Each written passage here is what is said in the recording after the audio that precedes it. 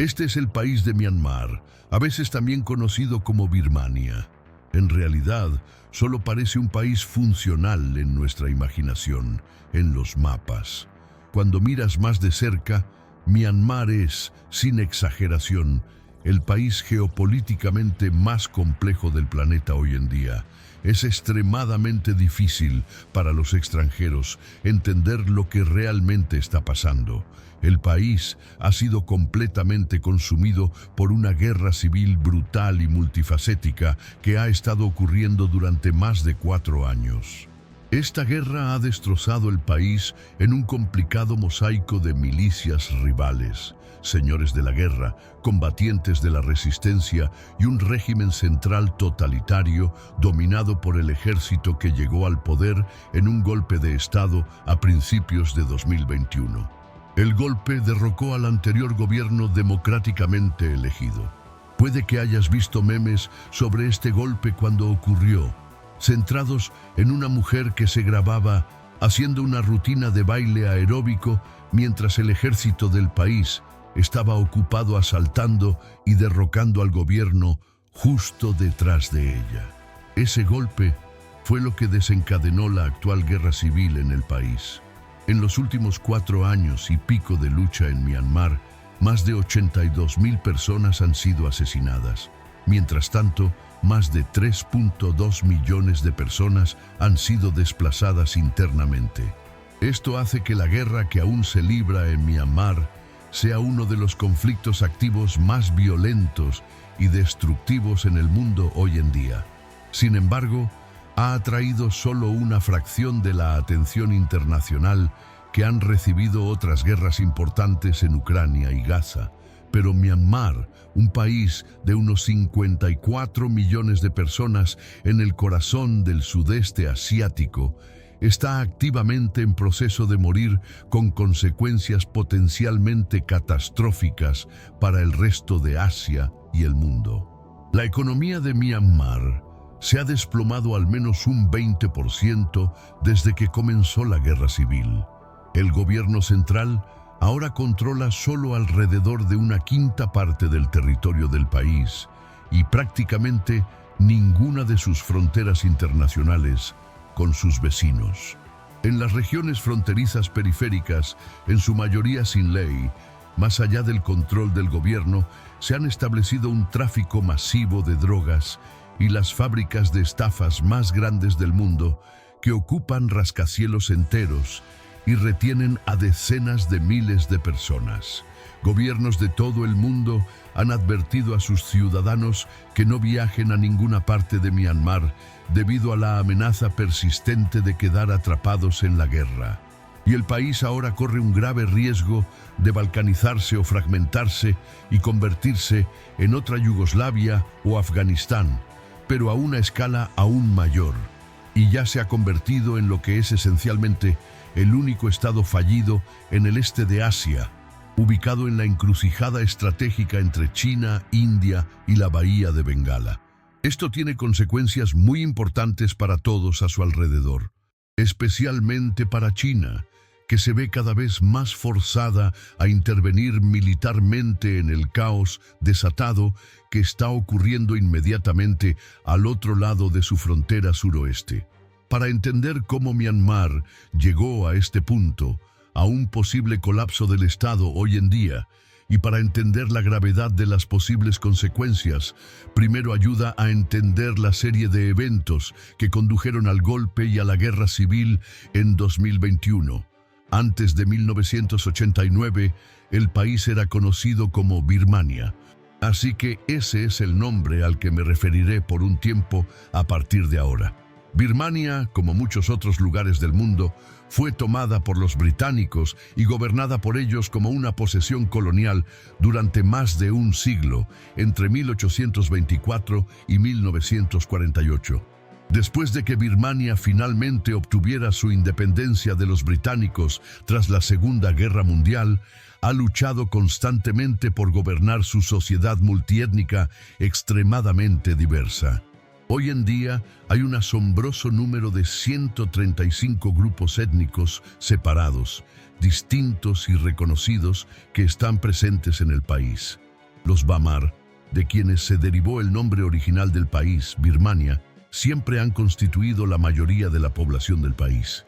Hoy en día representan alrededor del 68% de la población total y dominan el centro y la mayor parte de la costa. Mientras tanto, las periferias del país siempre han estado pobladas por varias minorías étnicas, siendo las más grandes los Shan, Karen, Rakhine, Han Chinese, Mon, indios, Kachin y Shin. Estos grupos minoritarios en el país siempre han preferido identificarse como nacionalidades étnicas en lugar de minorías étnicas. Esto se debe a que, desde la independencia del país, siempre han estado inseguros y temerosos de la dominación política de la mayoría Bamar.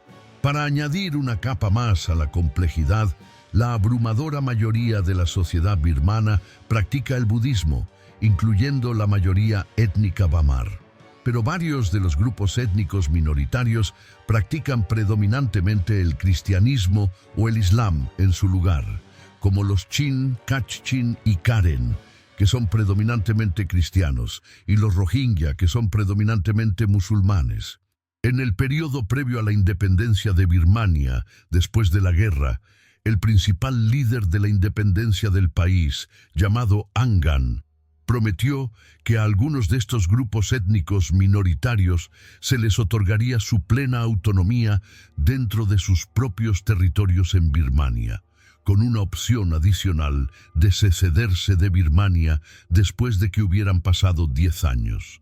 Sin embargo, Angan fue asesinado apenas meses antes de que se concediera la independencia del país. Y así, sus promesas de autonomía a las minorías étnicas nunca fueron honradas por el gobierno post-independencia. Esto provocó casi de inmediato importantes rebeliones por parte de muchas de las minorías étnicas que comenzaron a formar sus propias milicias armadas para resistir la autoridad del gobierno central. Y se hicieron conocidos como Organizaciones Armadas Étnicas, o EAO, por sus siglas en inglés, con objetivos que van desde una mayor autonomía dentro de Birmania hasta un sistema federalizado dentro de Birmania o incluso la independencia total. Muchas de estas EAO han estado continuamente involucradas en un estado de conflicto con el gobierno central durante más de 77 años desde entonces. Esto hace del conflicto en Myanmar la guerra más larga que aún está en curso en el mundo hoy en día. En 1962, el ejército birmano, conocido como el Tatmadaw, lanzó un golpe de Estado que derrocó al gobierno parlamentario e instaló una dictadura totalitaria bajo una junta militar en su lugar que duraría durante las siguientes varias décadas. El Tatmadaw, dominado por la mayoría étnica Bamar budista del país, continuó negándose a implementar un sistema federal dentro del país. También aumentó drásticamente la represión del Estado contra sus regiones de minorías étnicas, continuando y exacerbando la lucha entre el Estado y las EAO en la periferia. Al mismo tiempo, la dictadura militar del Tatmadaw persiguió una política radical dentro de Birmania que buscaba aislar completamente al país del resto del mundo exterior económicamente. El comercio y el contacto con el mundo exterior fueron en gran medida eliminados.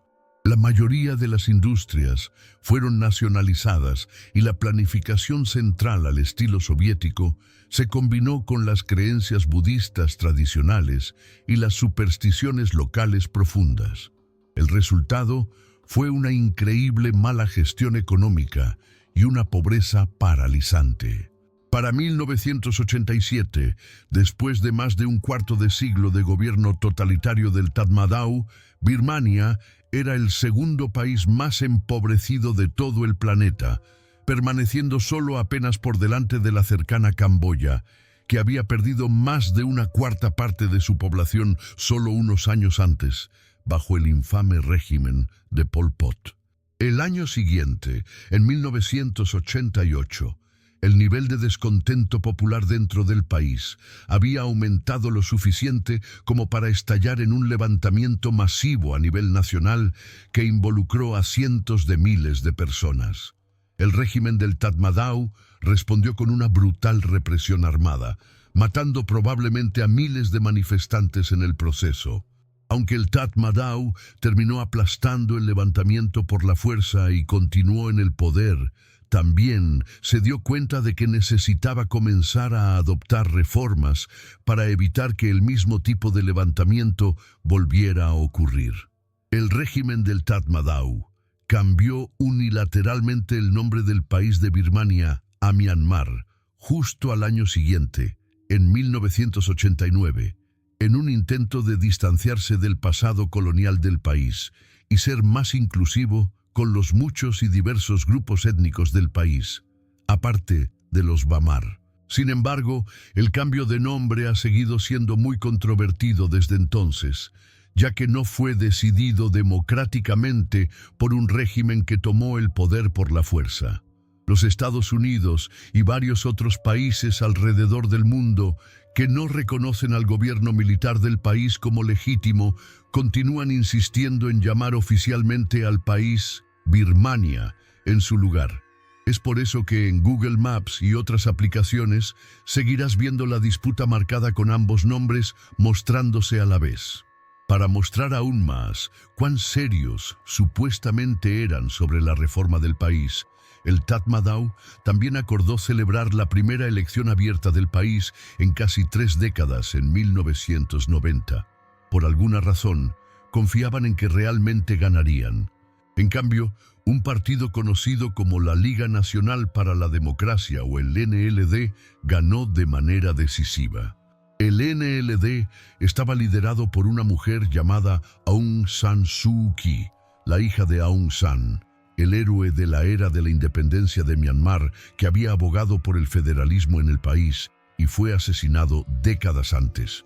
Conmocionado por su victoria y la del NLD en las elecciones de 1990, el régimen del Tatmadaw simplemente se negó a reconocer los resultados y puso a Aung San Suu Kyi bajo arresto domiciliario, lo que duraría la mayor parte de los siguientes 20 años para ella, hasta 2010.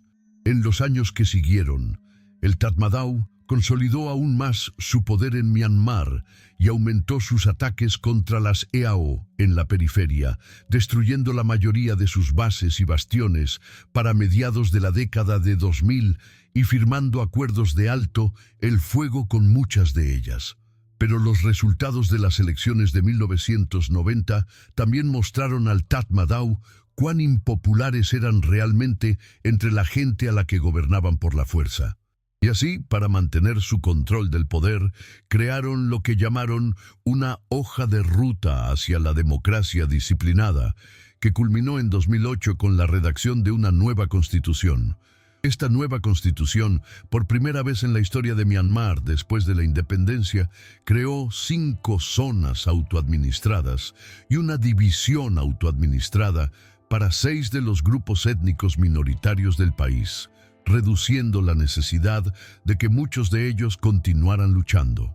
Al estado de Wea, hogar del grupo étnico minoritario Wea, se le concedió tanta autonomía dentro de Myanmar a través de la Constitución de 2008 que ha funcionado efectivamente como un estado independiente de facto desde entonces, con su propio sistema político y ejército completamente separados e independientes, sin ninguna lealtad declarada al resto de Myanmar.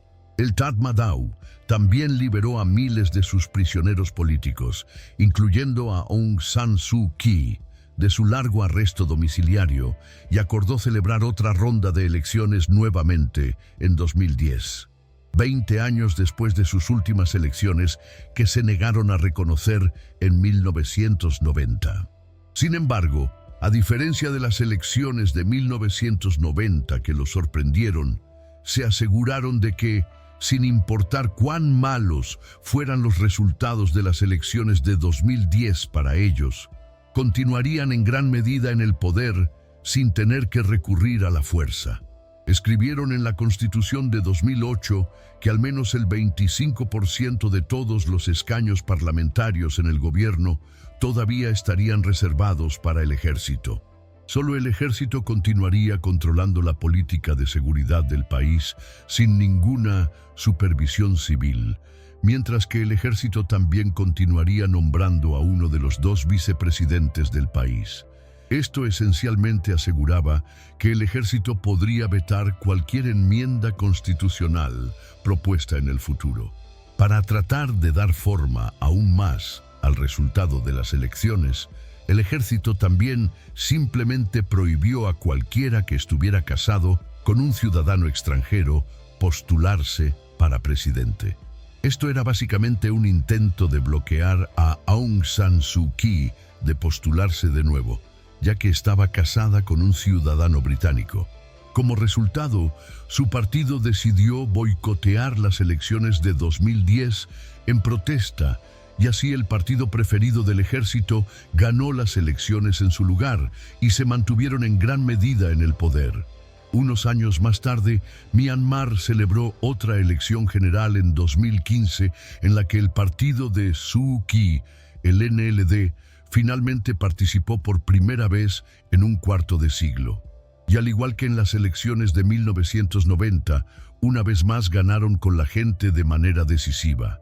Pero esta vez, a diferencia de las elecciones de 1990, el Tatmadaw realmente decidió reconocer los resultados y acordó con cautela entrar en un acuerdo de reparto de poder con el NLD. Renunciando a una parte de su control absoluto sobre el país por primera vez en más de 53 años, desde el golpe de 1962. La propia Suu Kyi todavía estaba legalmente impedida de postularse para el cargo, por lo que nunca se convirtió en presidenta de Myanmar. Pero después de la elección, el NLD creó una nueva posición para dársela a ella en su lugar que llamaron consejera de Estado, lo que la convirtió en la líder de facto de Myanmar. De todos modos, es difícil describir cuán altas eran las esperanzas en el mundo para Aung San Suu Kyi y el liderazgo del NLD en Myanmar después de las elecciones de 2015. Había una seria esperanza de que, después de más de 50 años de continua dictadura militar autoritaria en el país, Suu Kyi finalmente estaba ayudando a hacer la transición del país hacia la democracia. Pero luego, muy rápidamente después de que su gobierno comenzara a administrar las cosas, el ejército decidió hacer algo que capturó la atención de todo el mundo y socavó gravemente la confianza internacional en su gobierno. El estado de Rakhine, en el oeste de Myanmar, al otro lado de la frontera con Bangladesh, siempre ha estado entre las regiones más inestables y violentas del país, debido a sus muy altos niveles de diversidad étnica y religiosa. Uno de los grupos más grandes de personas presentes en el estado de Rakhine en ese momento eran los Rohingya, uno de los muy pocos grupos étnicos indoarios que practicaban predominantemente la fe islámica en el país. Solía haber alrededor de 1 millón de personas Rohingya que vivían en el estado de Rakhine, pero siempre han enfrentado enormes niveles de persecución y privación de derechos por parte de la mayoría étnica bamar y budista, el Tatmadaw y el gobierno de Myanmar.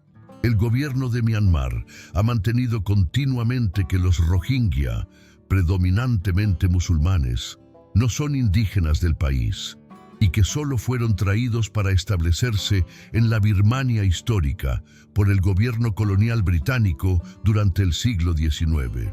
Los propios Rohingya insisten en que su propia historia en el estado de Rakhine se remonta a miles de años. Pero el gobierno de Myanmar se niega incluso a llamarlos por su propio nombre, llamándolos oficialmente bengalíes en su lugar, para desacreditar aún más su derecho a vivir en el país. El gobierno ha afirmado que los Rohingya son un producto de las políticas de asentamiento colonial de la era británica, y sobre esa supuesta base les quitaron la ciudadanía a todos los más de 1 millón de Rohingya en el país en 1982. Esto ha dejado a los Rohingya como la población apátrida más grande del mundo desde entonces. Se impusieron más restricciones a la libertad de movimiento y acceso a la educación de los Rohingya. Esto llevó a múltiples académicos y estudiosos a llamar a las condiciones que enfrentan los Rohingya en el estado de Rakhine, similares a las políticas de apartheid experimentadas en Sudáfrica. Comprensiblemente, los Rohingya lanzaron múltiples insurrecciones armadas contra el ejército y el gobierno a lo largo de las décadas de 1990 y 2010 frente a esta represión.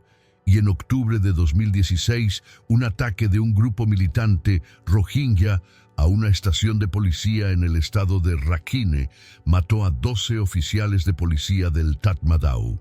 Esto llevó al ejército a decidir tomar represalias con furia genocida. El Tatmadaw lanzó inmediatamente una represión abrumadora del estado de Rakhine contra toda la comunidad Rohingya, matando a más de 6.700 Rohingya en solo un mes. Quemaron y destruyeron tantas aldeas Rohingya que fueron capturadas por satélites y expulsaron por la fuerza a más de 700.000 Rohingya a través de la frontera internacional hacia Bangladesh como refugiados. Esto representó la mayor parte de toda la población Rohingya de Myanmar y uno de los casos más atroces de limpieza étnica del siglo XXI. Es probable que decenas de miles de Rohingya fueran masacrados en última instancia por el Tatmadaw durante esta represión en 2017. Y su expulsión de cientos de miles de sobrevivientes a Bangladesh desencadenó la mayor crisis de refugiados en Asia vista desde la guerra de Vietnam, donde alrededor de 1 millón de refugiados Rohingya apátridas sin ciudadanía en ninguna parte continúan viviendo en un limbo político hasta el día de hoy en los campos de refugiados más grandes del mundo. Un par de años más tarde, en 2019, Gambia, en nombre de los 57 miembros de la Organización para la Cooperación Islámica, presentó un caso legal ante la Corte Internacional de Justicia acusando a Myanmar de cometer genocidio contra los Rohingya. Este caso aún está en curso y desde entonces se han unido muchos países occidentales como el Reino Unido, Irlanda, los Países Bajos, Alemania, Francia, Dinamarca y Canadá. Como consejera de Estado de Myanmar, Aung San Suu Kyi viajó a La Haya en diciembre de 2019 para defender a su país contra los cargos de genocidio. Argumentó para consternación de muchos de sus partidarios internacionales que aunque se habían cometido algunos crímenes de guerra por parte del ejército en el estado de Rakhine, no había tenido lugar un genocidio de los Rohingya.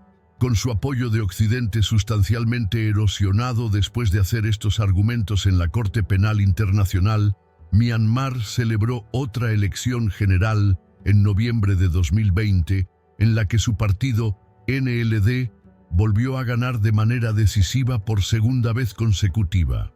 Esto llevó al ejército del Tatmadaw a comenzar a preocuparse de que el continuo éxito electoral del NLD estaba planteando una amenaza a largo plazo para su propio gobierno continuo.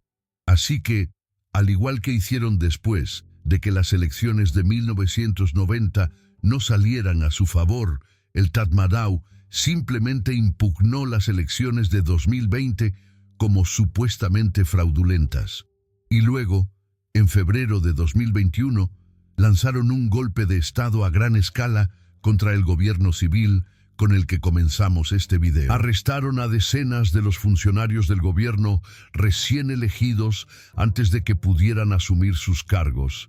Y una vez más, encarcelaron a Aung San Suu Kyi, que ha permanecido en una mezcla de confinamiento solitario y arresto domiciliario durante los últimos 4 años y medio desde entonces. Casi inmediatamente después de que ocurriera el golpe, estallaron protestas contra la toma violenta del poder en la ciudad capital de Myanmar, Naypyidaw, a lo que el ejército respondió característicamente con fuerza abrumadora, abriendo fuego contra los manifestantes con munición real y matando a más de 600 personas en el proceso. Miles de jóvenes políticamente motivados de la región central de la mayoría Bamar del país huyeron a las periferias montañosas circundantes de Myanmar. Allí se unieron a muchas de las EAO de larga data y fuertemente armadas para recibir entrenamiento y armas antes de regresar a la región central para participar en emboscadas y guerra de guerrillas contra la junta militar restaurada en el país. Esto catapultó a Myanmar a un estado de guerra civil a gran escala. La junta respondió con violencia masiva, lanzando ataques aéreos y operaciones militares en todo el país contra la resistencia. E instalaron a uno de sus propios generales, Min Aung Hlaing, como el líder de facto del régimen y presidente en funciones. En unos pocos meses, la variada colección de fuerzas opuestas al régimen militar, incluyendo a funcionarios electos derrocados, manifestantes a favor de la democracia y minorías étnicas oprimidas durante mucho tiempo, se unieron y formaron el Gobierno de Unidad Nacional, o NUG, con el objetivo oficialmente declarado de eliminar al ejército del poder y establecer un Myanmar democrático y totalmente federalizado en su lugar. Con el tiempo, el NUG estableció su brazo armado llamado la Fuerza de Defensa del Pueblo, o PDF, para luchar contra la junta y sus aliados en el país. En 2024, crecería hasta abarcar un estimado de 85,000 soldados. Con el tiempo, muchas de las 25 EAO, activas y fuertemente armadas alrededor de la periferia del país, muchas de las cuales tienen miles de sus propios soldados, comenzaron a romper sus altos el fuego con el gobierno y a alinearse con las fuerzas pro-democracia en el país contra la junta, a medida que la junta comenzaba a perder terreno. Mientras que algunas otras de la CEAO, por una variedad de razones, se alinearon con el ejército en su lugar. A partir de finales de 2023, el Tatmadaw comenzó a experimentar un número cada vez mayor de reveses militares y pérdida de territorio. A mediados de 2025, el Tatmadaw solo mantiene su control sobre aproximadamente una quinta parte del territorio de Myanmar y ha perdido el control sobre la mayoría de las fronteras internacionales externas del país. Aunque todavía domina la región central de Bamar en el centro del país, que es la parte más densamente poblada de Myanmar, con todas las ciudades más importantes. El PDF y las EAO han luchado consistentemente para tomar ciudades importantes en el país durante la guerra civil. Y así, aunque actualmente controlan más territorio que el régimen, la mayor parte es una zona rural escasamente poblada. A lo largo de los últimos 4 años y pico de guerra aquí, los países occidentales han ignorado en gran medida lo que ha estado sucediendo, en gran parte desilusionados con el movimiento pro-democracia de Myanmar después de la defensa de Aung San Suu Kyi, del genocidio del ejército contra los Rohingya y distraídos por otros conflictos a gran escala más cerca de casa como Ucrania y Gaza. Pero en ausencia de una participación occidental a gran escala en el conflicto, China entró en escena en Myanmar para llenar el vacío y se ha convertido, con mucho, en la potencia exterior más influyente aquí, trabajando junto con la junta militar y varias facciones rebeldes al mismo tiempo para avanzar en sus propios intereses.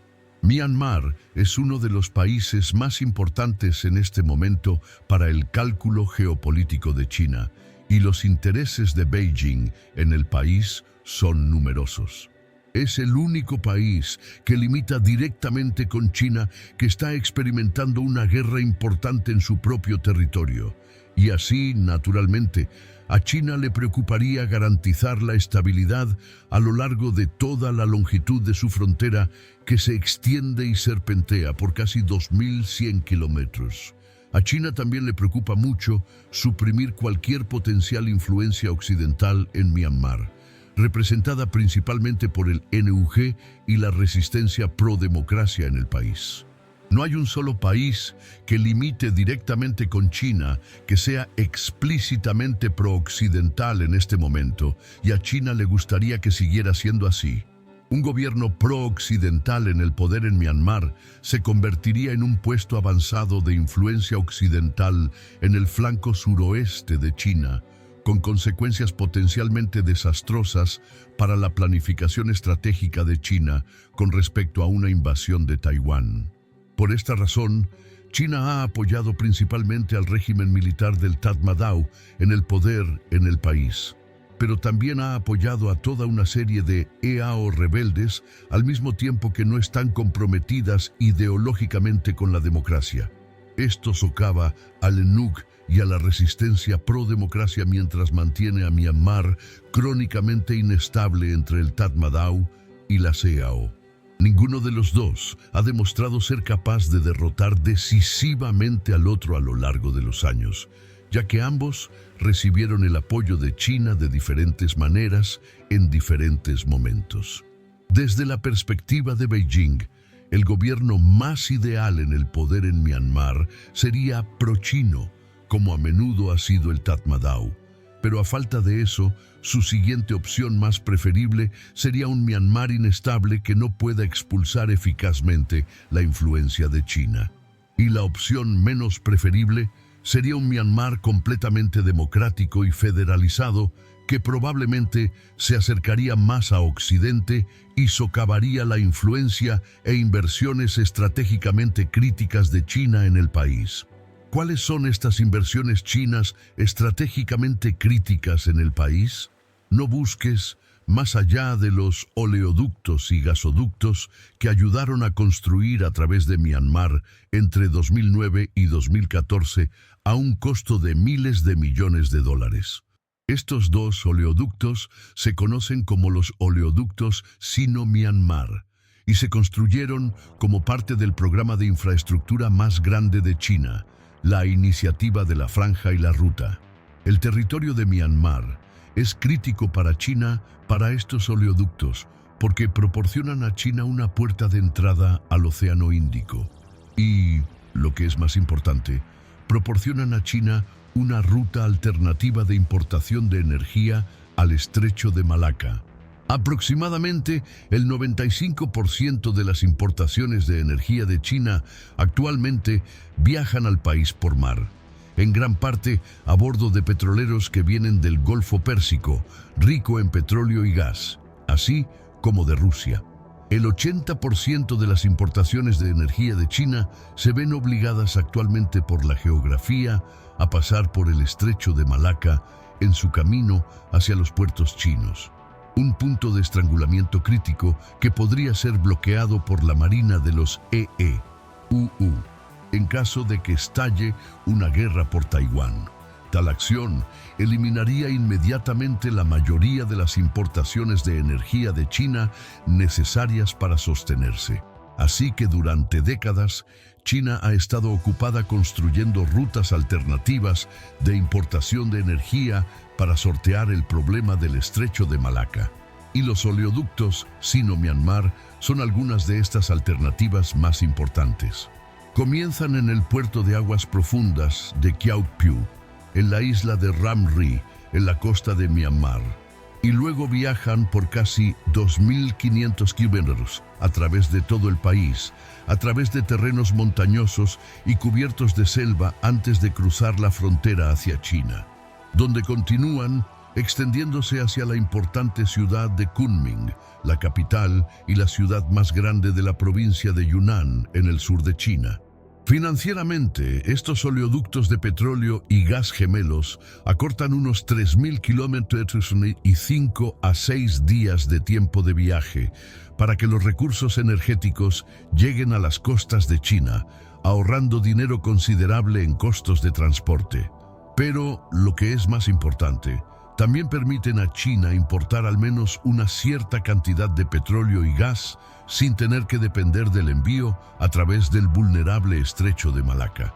Si bien los oleoductos no tienen la capacidad suficiente para satisfacer todas las necesidades energéticas de China, probablemente son suficientes para satisfacer al menos las necesidades regionales del sur de China y siguen siendo mejores que absolutamente nada.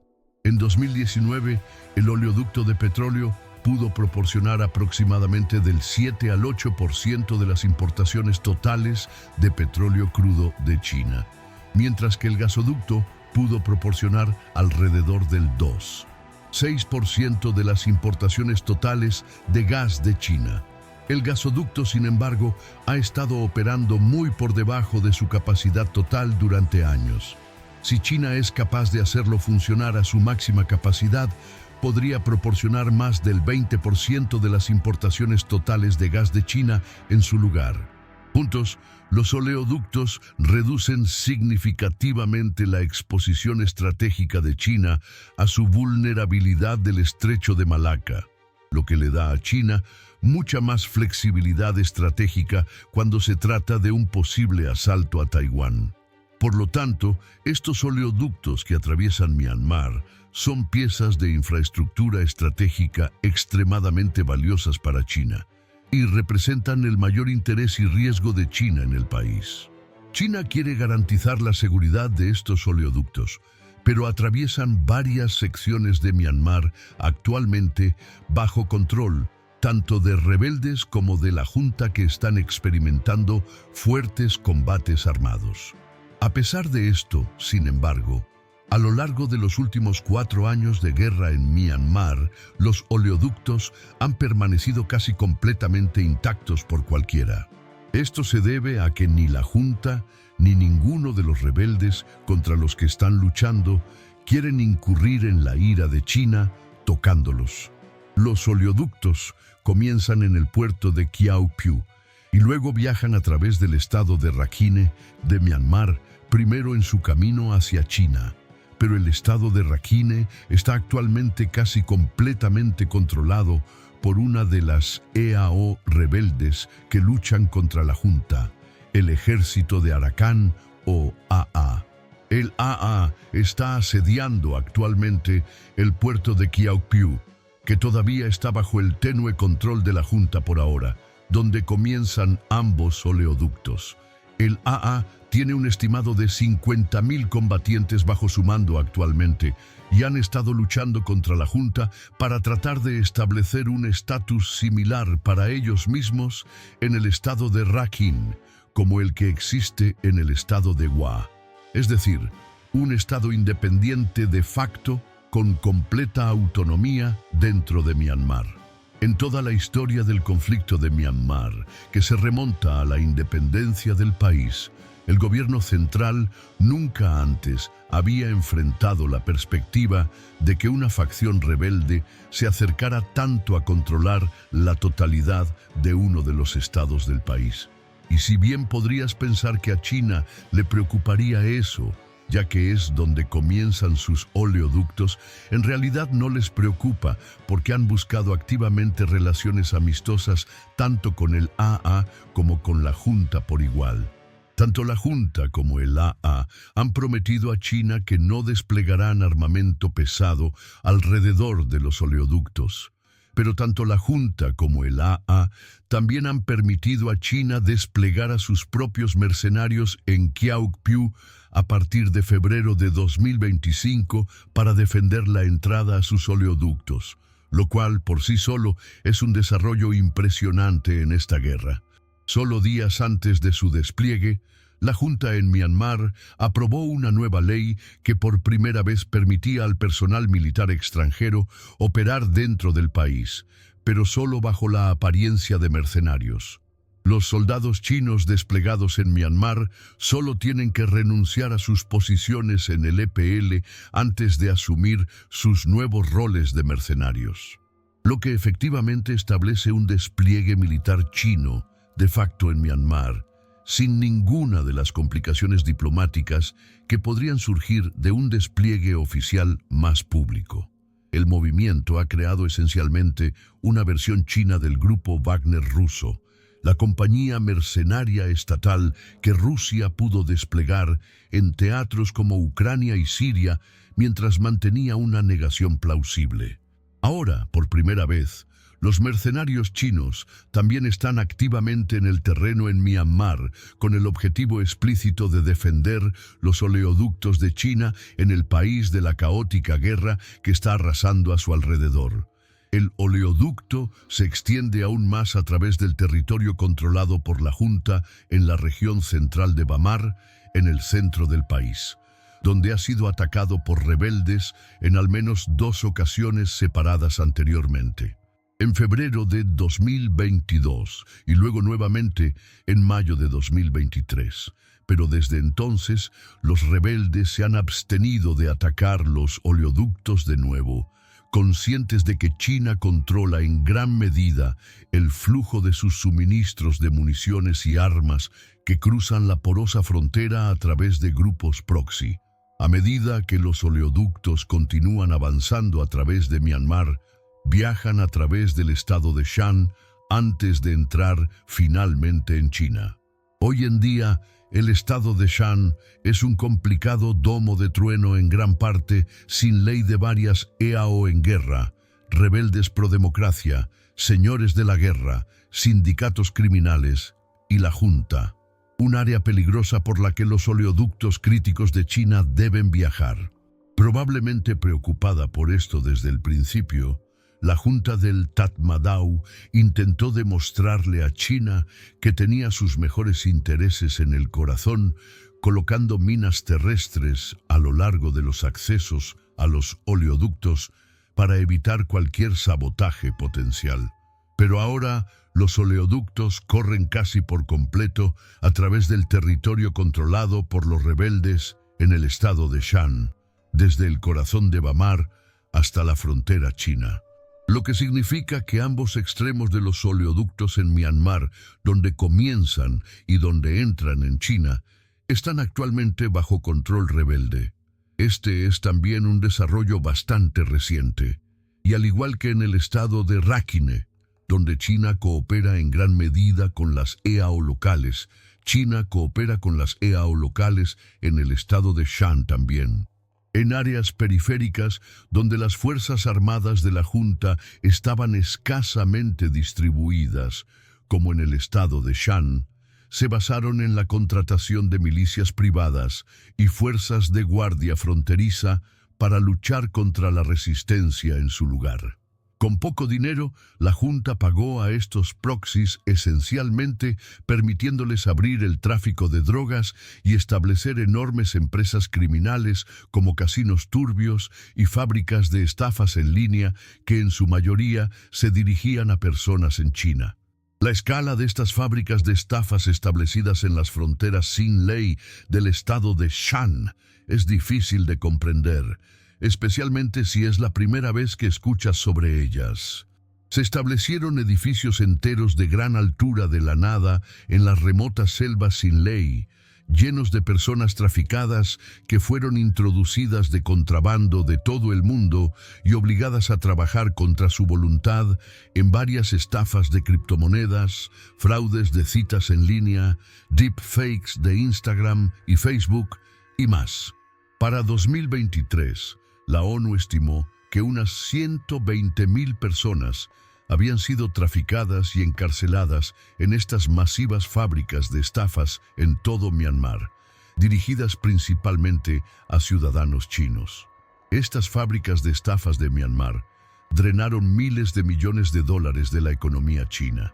Y en octubre de 2023, docenas de estas personas traficadas, algunas de las cuales eran agentes chinos encubiertos, lograron escapar de una de estas fábricas de estafas en la ciudad de Kokh Kang y luego fueron disparadas por los guardias de la fábrica de estafas, lo que resultó en la muerte de varios de ellos. Cada vez más frustrado con la incapacidad o negativa del Tatmadaw de cerrar estas megafábricas de estafas que ahora estaban matando a ciudadanos chinos, China probablemente dio luz verde a una coalición de facciones rebeldes conocida como la Alianza de la Hermandad de los Tres para lanzar una ofensiva contra ellos con el fin de despejar las fábricas de estafas. Esta ofensiva se conoció como la Operación 1027, nombrada así por la fecha en que se lanzó, el 27 de octubre de 2023. Y para sorpresa de casi todos, incluida China, rápidamente comenzó a arrollar a la Junta. Miles de soldados del Tatmadaw simplemente se rindieron o desertaron y cientos de las posiciones de la Junta colapsaron. Para el verano de 2024, la Hermandad logró capturar la ciudad de Lashio, con una población de alrededor de 100.000 personas, la ciudad más grande que jamás haya caído en manos de una EAO en toda la historia de Myanmar después de la independencia. En ese momento, China temía a las fuerzas que ellos mismos habían desatado y se preocupaba de que el régimen del Tatmadaw estuviera al borde del colapso, lo que podría conducir a consecuencias impredecibles, incluido el peor escenario de China de que un gobierno pro-occidental llegara al poder en el país. En un intento de intentar restaurar su control sobre el conflicto y garantizar la seguridad de sus oleoductos, China comenzó a mover sus hilos en la hermandad, amenazando con cortarles los suministros de agua y electricidad a través de la frontera. Y lo más escalofriante de todo, secuestrando a uno de los líderes de la Alianza de la Hermandad de los Tres y exigiendo que entraran inmediatamente en negociaciones de alto el fuego. Para abril de 2025, la Hermandad finalmente cedió a la presión de China y devolvió Lashio al control de la Junta. Aunque la lucha en todo el estado de Shan y en otras partes de Myanmar continúa.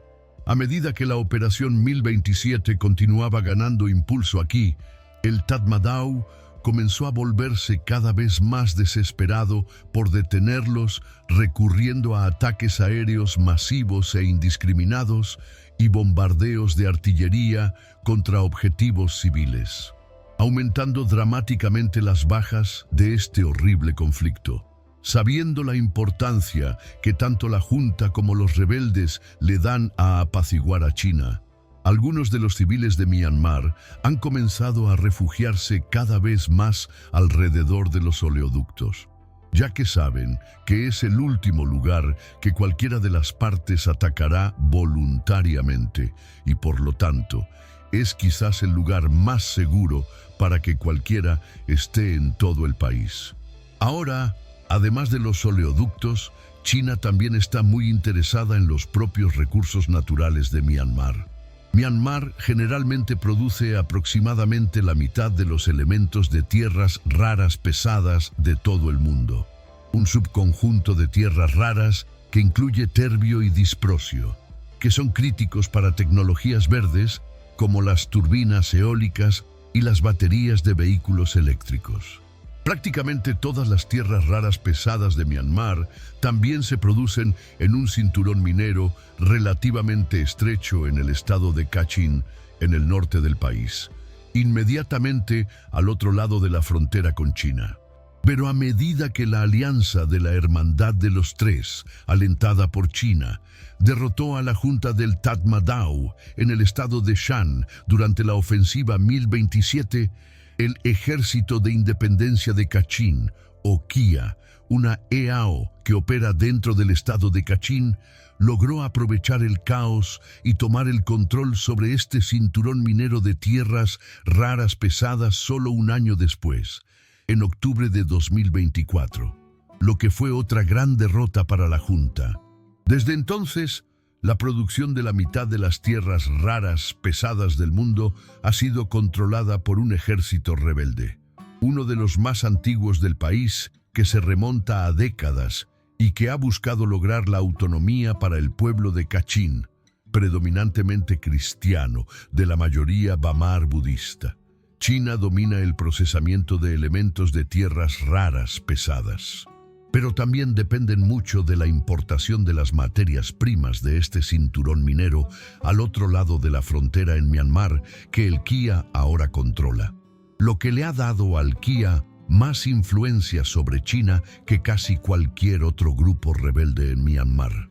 En diciembre de 2024, el avance del KIA continuó y comenzaron a sitiar la importante ciudad de Bamo, que ha permanecido bajo asedio por ellos hasta la producción de este video a mediados de 2025.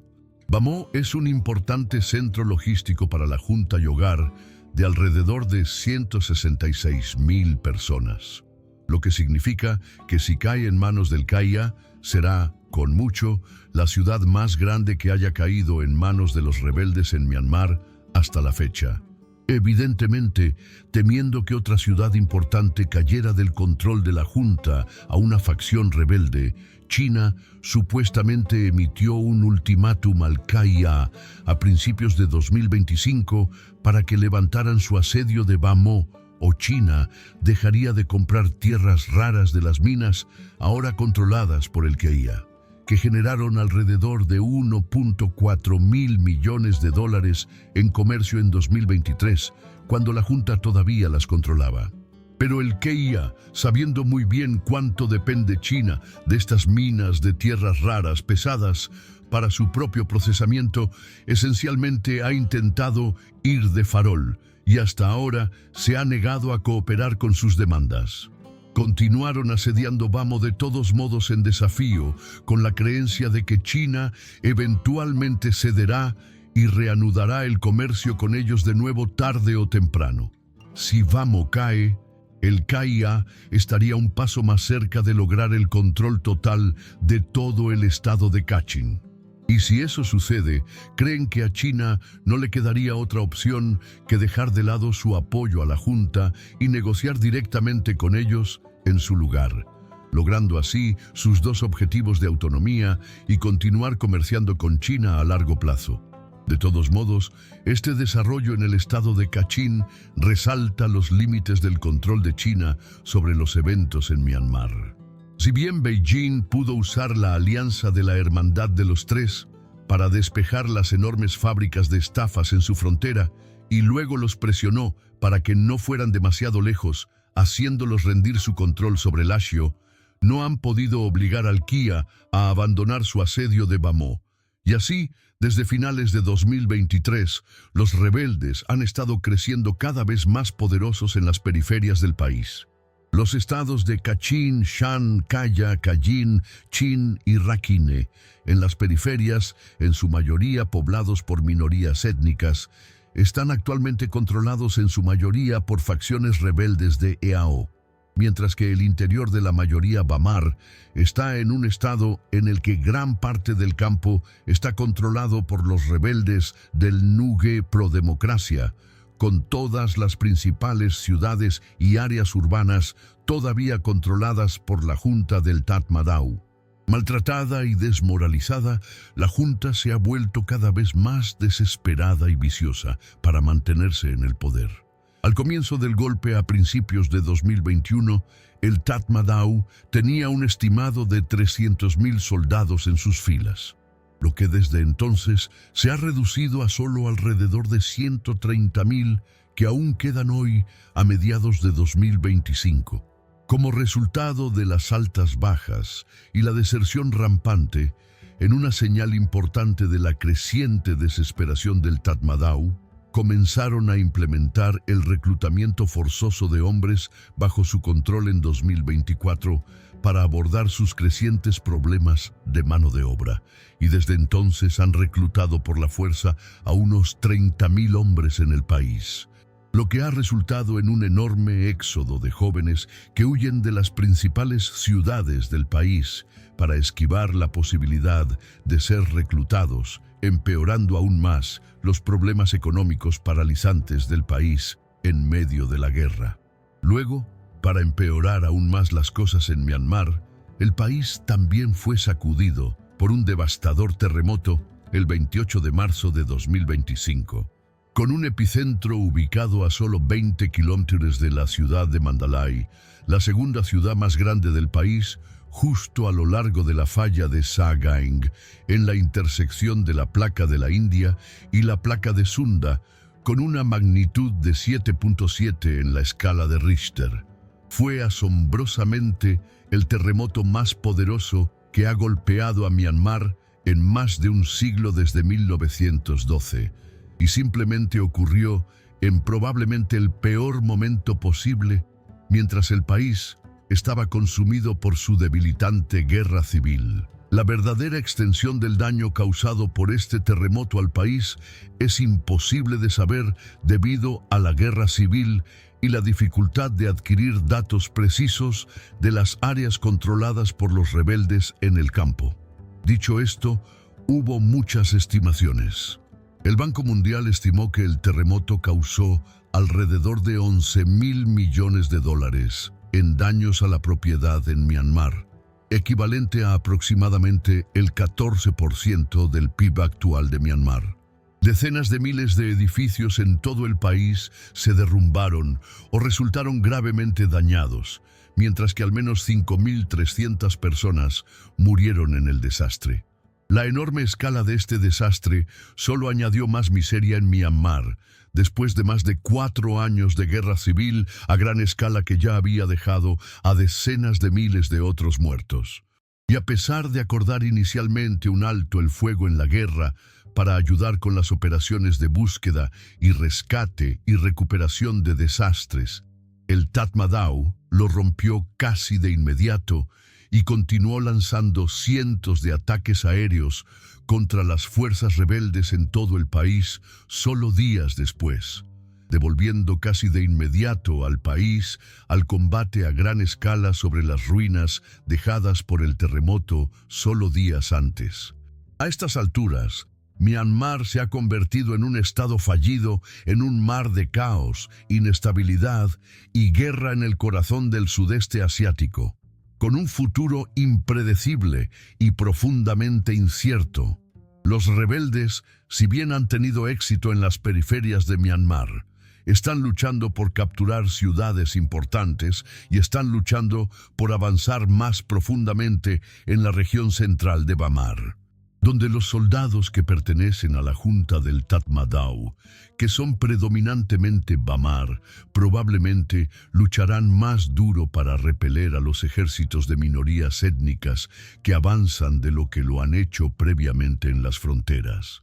Muchas de las EAO se han acostumbrado en los últimos años a controlar sus propios territorios, a recaudar sus propios impuestos e ingresos y a entablar sus propias negociaciones con actores externos como China. Y la mayoría de ellas buscan un modelo para sus propios territorios como el que se le concedió al estado de Wa en 2008.